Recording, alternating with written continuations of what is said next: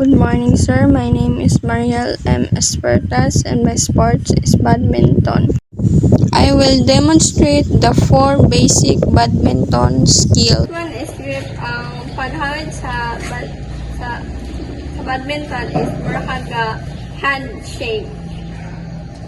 So, dapat imong kamot is parang siya nga kuan.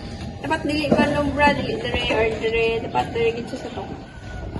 And one is high clear. Kani nga shot mo pataas mo padala sa shuttlecock padulong sa likod nga parte sa court sa kontra.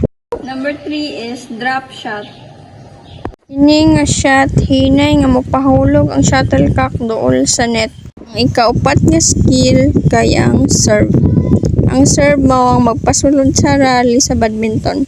Kinahanglang i-hit ang shuttlecock ubos sa hawak o ipadala padayagonal sa kontra. Og mao ka nang pipila ka basic skills sa badminton karon. Atong isgutan ang mga rules sa dula. Scoring system sa badminton, pakakuha og punto ang player kung dili mabalik sa kontra ang shuttlecock.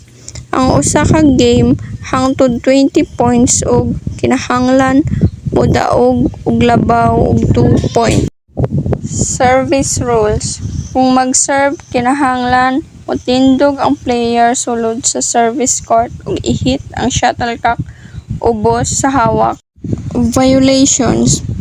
Ang pipila ka common faults kay paghikap sa net, pag-hit sa shuttlecock duha ka beses, ug kung muadto ang shuttlecock gawa sa linya sa court. Winning the match.